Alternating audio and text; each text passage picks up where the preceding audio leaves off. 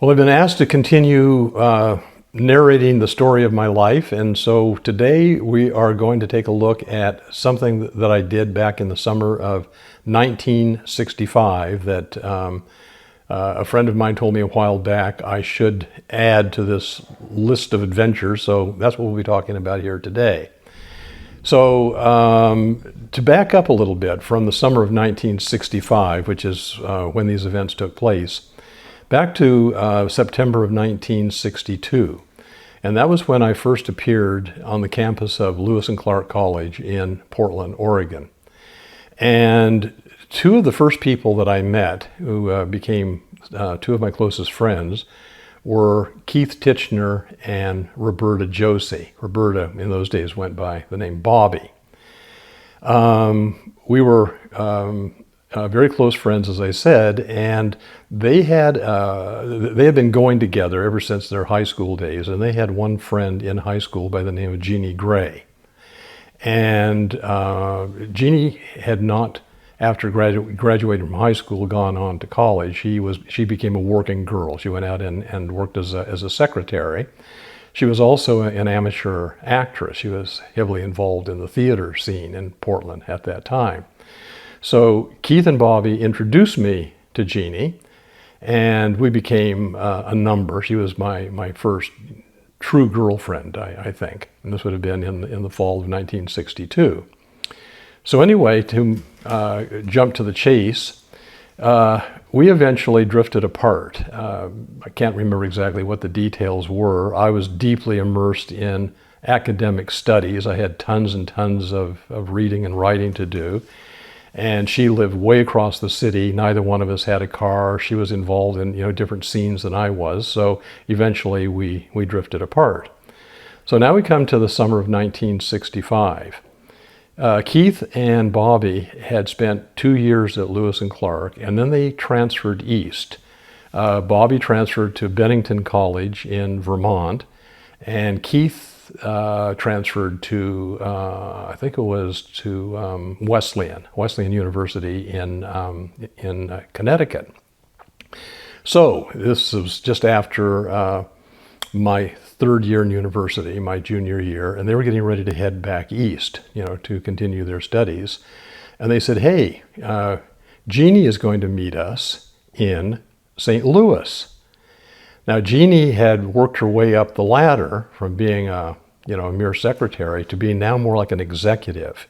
She was working for a company that catered conventions, and she was at that time living in New Orleans.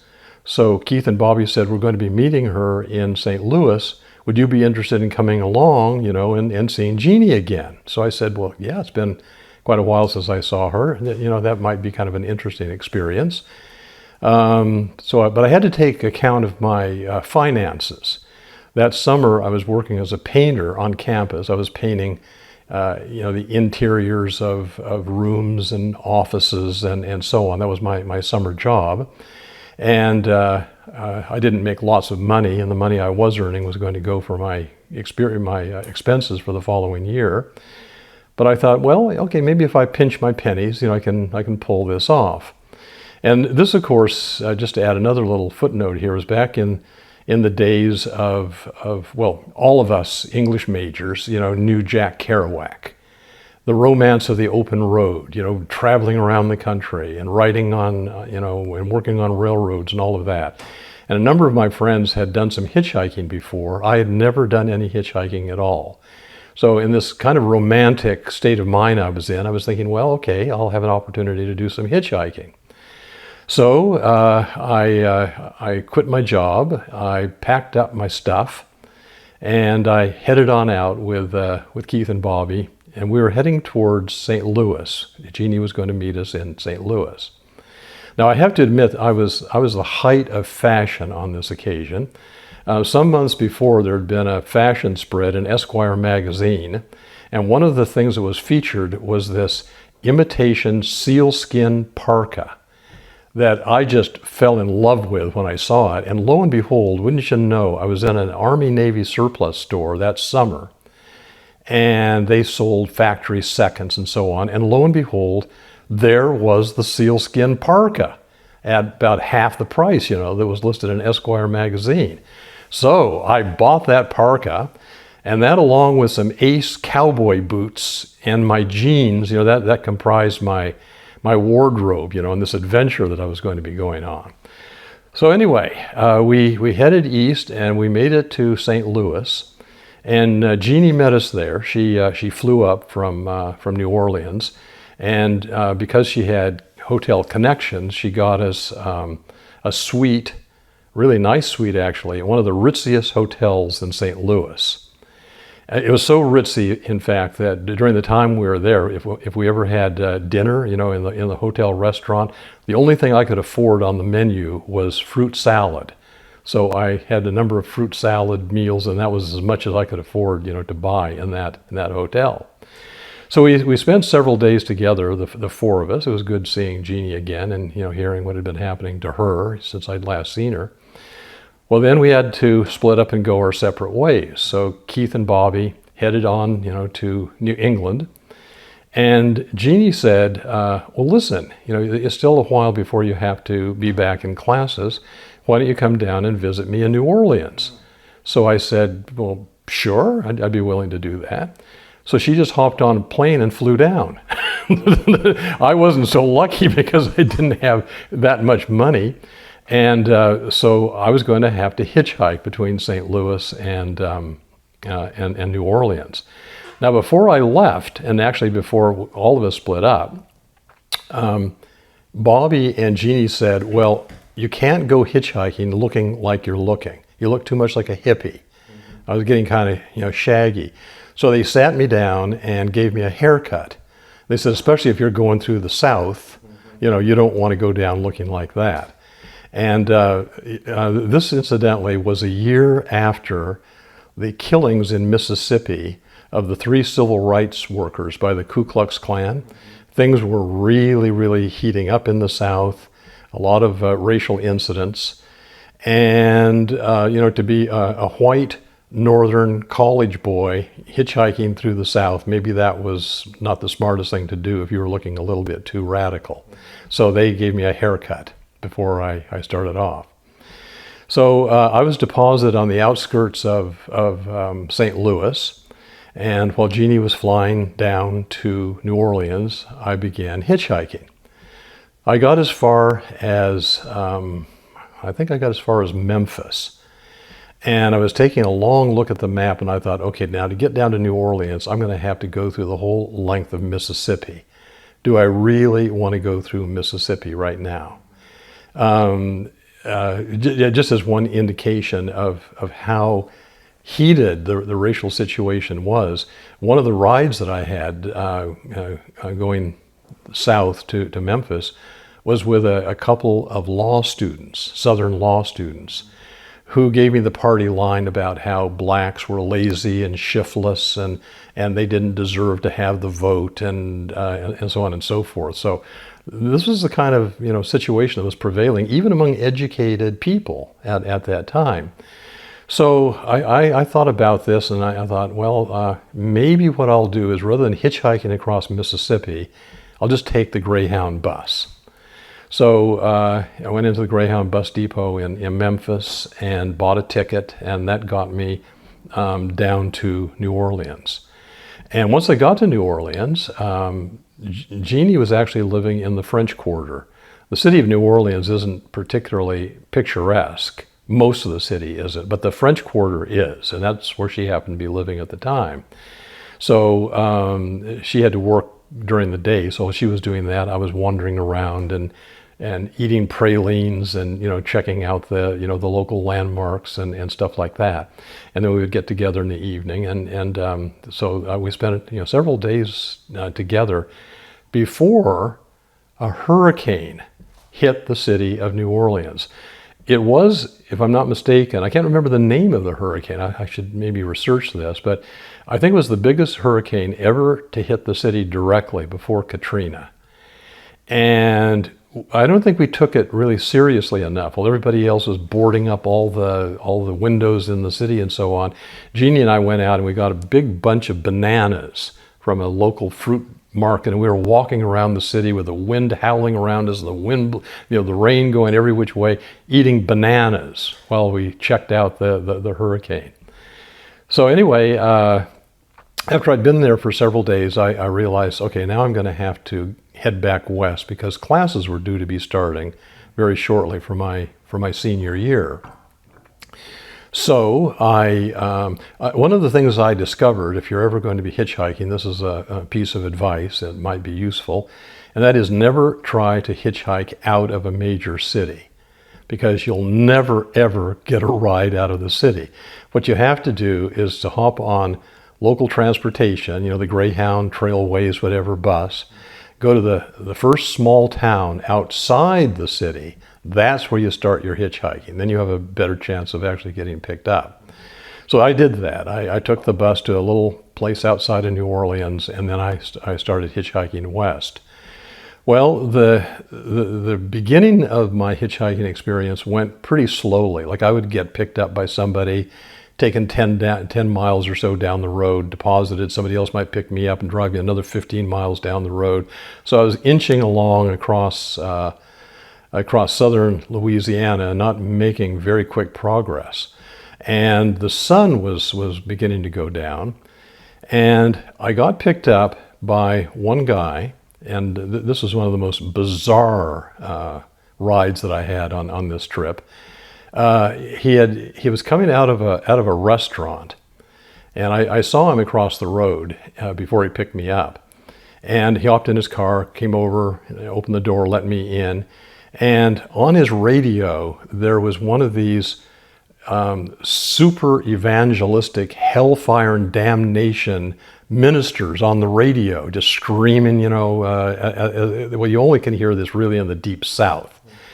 And this guy was this rather corpulent looking guy. He seemed to have some white sauce running out of the corner of his mouth. I mean, the whole thing is it's sort of creepy if you want to know the truth. And it got even creepier because as we got a few miles down the road, I felt this hand coming over and grabbing me on my knee. And I just about freaked out because I'd heard stories that, that there were certain dangers with hitchhiking, and this was one of the things you had to look out for. So I let him know that, no, I wasn't too interested. And so he instantly let me out alongside the road. So that shook me up a little bit, but, I continued on with my hitchhiking. And before too much longer, a car pulled over, and behind the wheel was a girl. I think she was about 17 years old, and her boyfriend sitting beside her. She was the one who was doing the driving, and he would have been probably about 30. He was, quite a bit older than she was, and they were Cajuns. And they wanted to know if I knew anything about, Cajun culture. And I said, well, I'd heard about it, but I really didn't know very much about it. So they were from Lake Charles in Louisiana, and they wanted to show me their town. So they took me into Lake Charles, and they drove me around to all the various sites in the town, and then they took me out to dinner, and we had dinner together.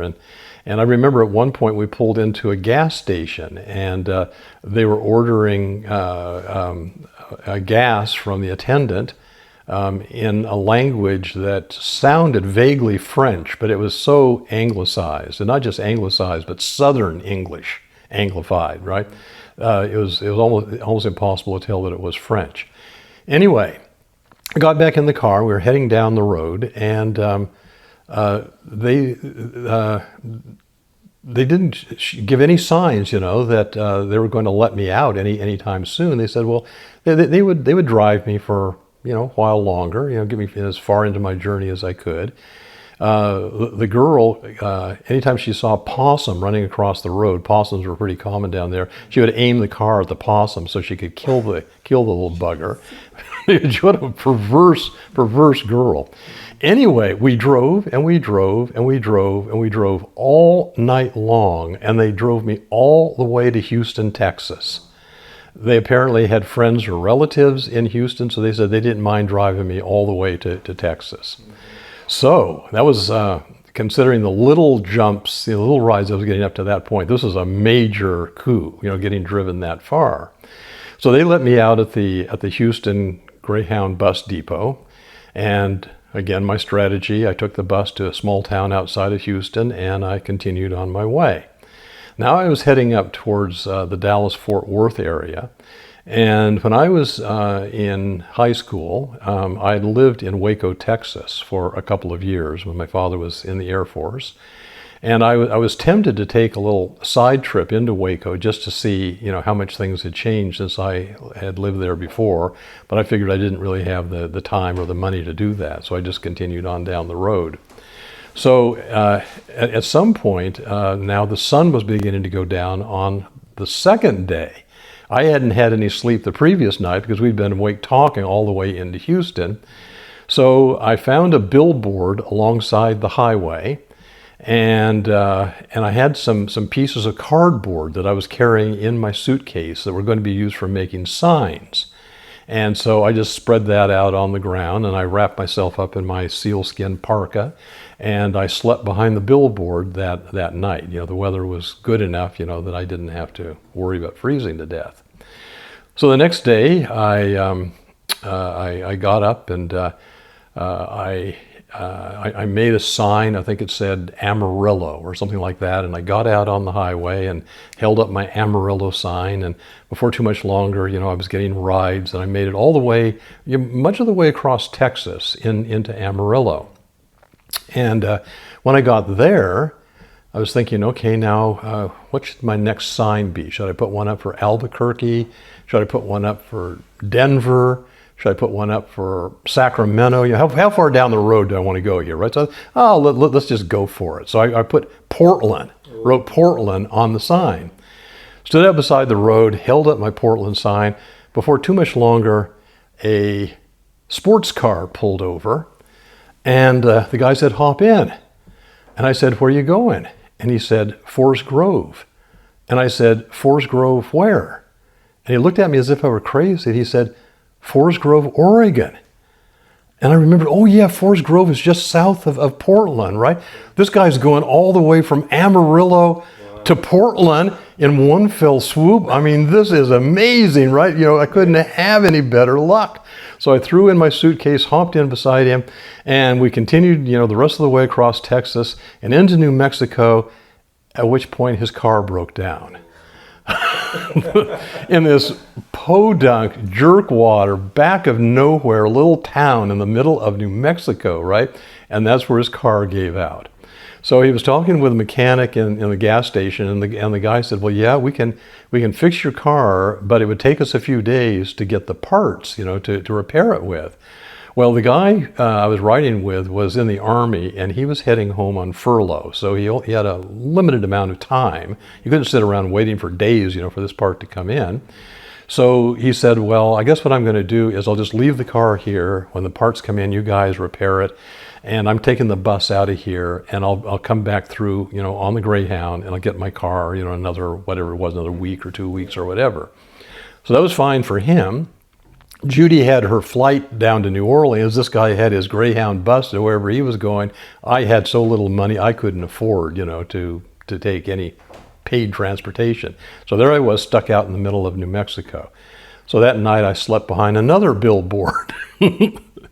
And the next day I was back on the road again. And a lot of the stories, one of the good things about hitchhiking is you hear interesting anecdotes, from the people who pick you up. Most of which I guess over time I've forgotten, but I do remember being picked up by one guy in New Mexico who was a golf pro, not a big time golf pro. He would have worked, at some small golf course, somewhere in the Southwest, and it was his job, to give lessons and things like that.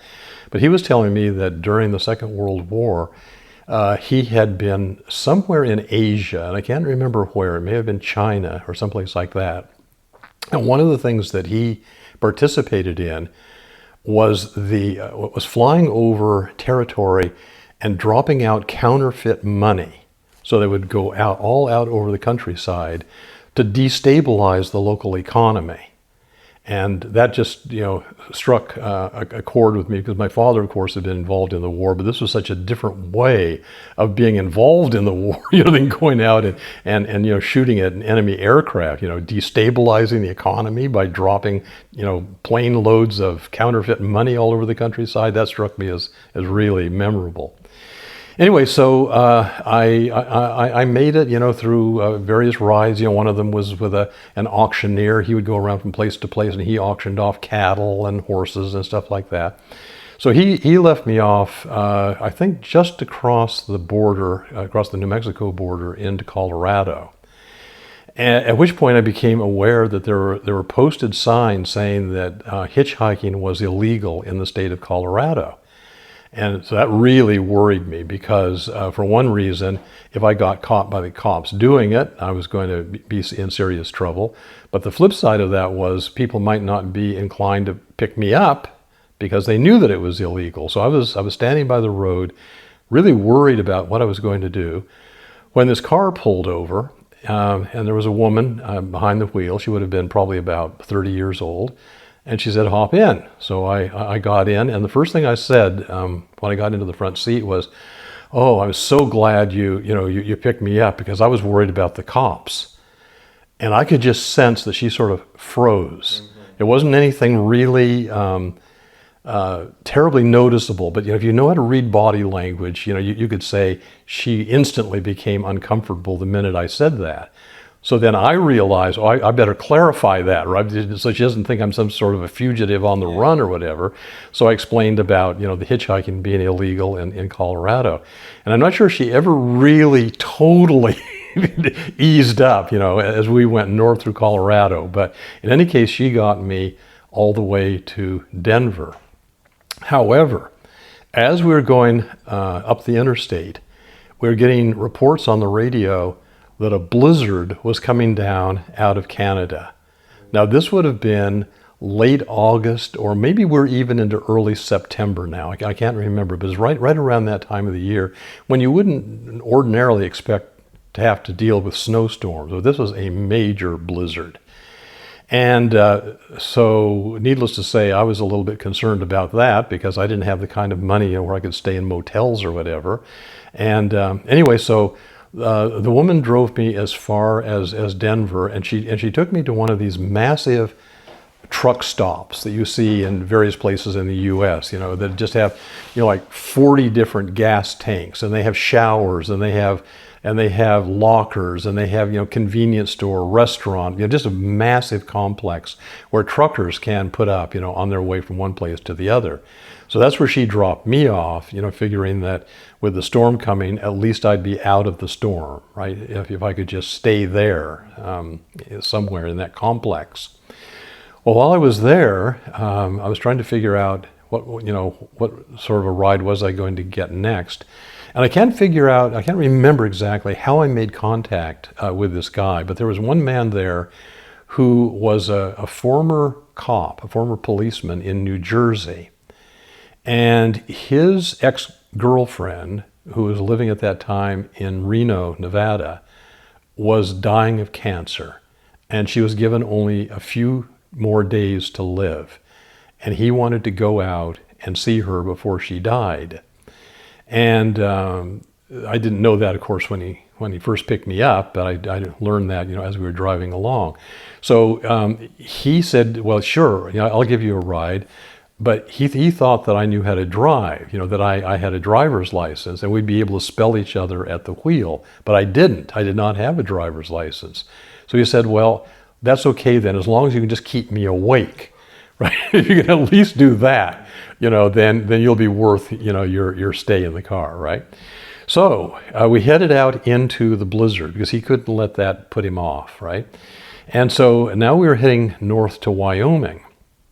And, the storm just got worse and worse and worse. And there were cars all along the highway. Every motel was full. There were no vacancies anywhere. So, we made it, to Cheyenne. And so we were trying to figure out where we could stay. And I said, well, listen, the University of Wyoming is just down the road a little ways in Laramie. And, I know that they quite often have guest rooms, where you can stay in the residences in universities. So I said, why don't we go into Laramie and see if we can get, a dormitory guest room to stay in. So we got onto campus, and there were either students who were still there from summer school or maybe who are there early, for the upcoming term.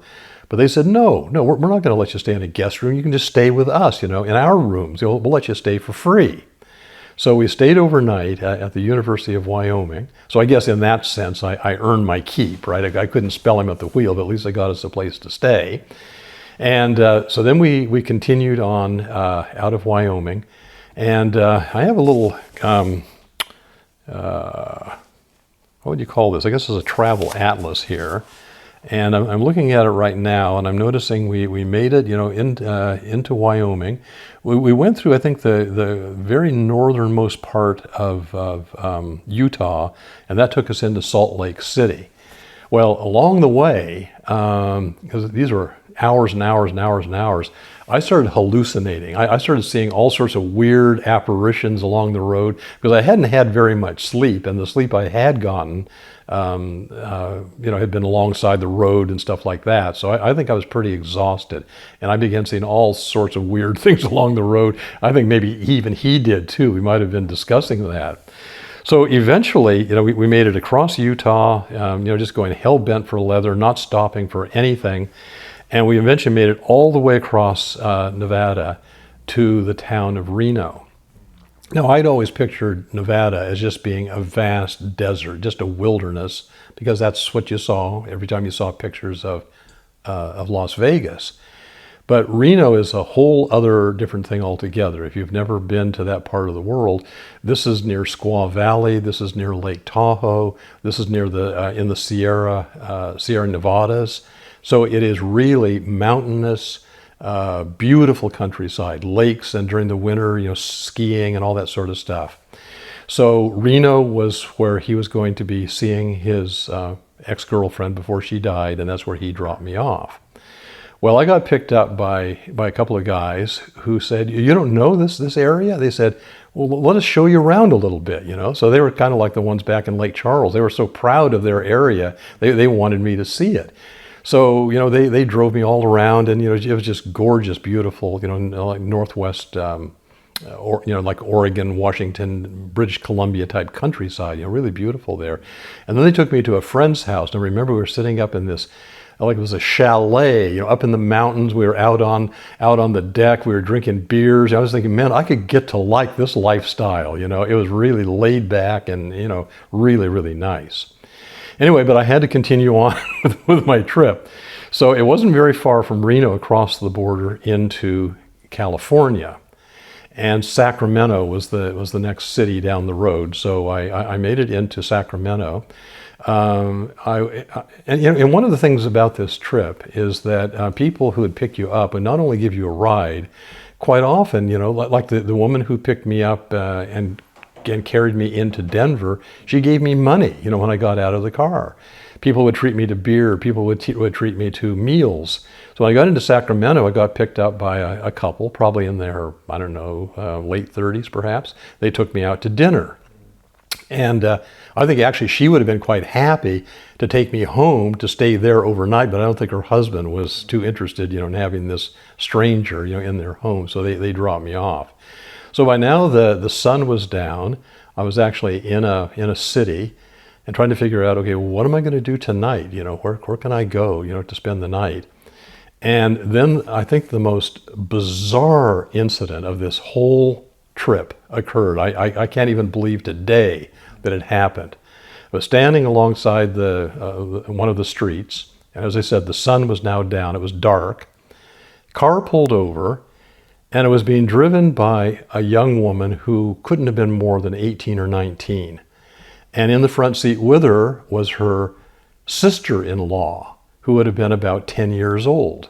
So she would have been the sister of this woman's husband, right? And I remember even at that moment thinking, no, no, no, no, no. You don't pick up strange men at night. If you're, a young woman and a little girl, I mean, this is just not a smart sort of thing to do. But they did. They picked me up. And the story gets even weirder. The girl who was driving said that her husband and her father-in-law had gone hunting. I don't know what hunting season would have been, in play at that time of the year, but I'm pretty sure that's what she said. They'd gone hunting. She was staying with her in-laws, so she said that her house was vacant. I could stay overnight there if I wanted. So she took me over to her house. I went in. While I was lying there in bed, I was thinking, okay, now suppose her husband comes back from hunting early, comes into his house and discovers this strange man lying in their bed. What's going to happen? It gave me a little bit of a pause. But anyway, when she had dropped me off there, she said, now the only thing I'd ask is, in the morning before you go, just give me a call, and let me know how things went and blah, blah, blah. So the next morning I woke up, I gave her a call, and as it happened, their house was not too far from the interstate. And so I was able to walk a relatively short distance with my suitcase. That's what I was lugging around with me, incidentally. I didn't have a backpack or anything like that. I had a suitcase. So I lugged my suitcase over to the interstate, and it wasn't too much longer before I got picked up by a van of several artists. They were from Central Washington State University in Ellensburg, Washington. And they were heading back. I guess everybody was heading back to campus, right? It was that time of the year when everybody was going back. And so they picked me up in their van.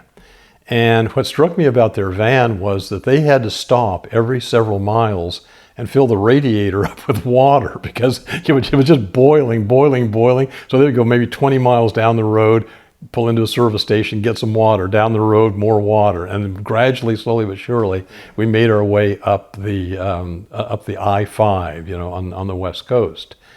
And they drove me straight up to my campus. And I must have arrived, like maybe the first day before classes, because there was a barbecue going on. I remember that, on campus. They were having a barbecue. A lot of my friends had come back at that point. And I can remember telling this story to one of my friends, and I remember her saying, "You were absolutely insane. You could have been robbed, you could have been assaulted, you could have been murdered, you could have died of exposure. What would your parents say about that?" And I really don't think I ever told my parents, even when I was middle-aged, I never told them the story of what I did that summer, because they would have been apoplectic even then to think that I had done what I'd done. But in those days, you're young, you're stupid, it's all an adventure. You don't really look at the downside of it. You look at it as something that you're going to learn and live by. And I've never forgotten it to this day.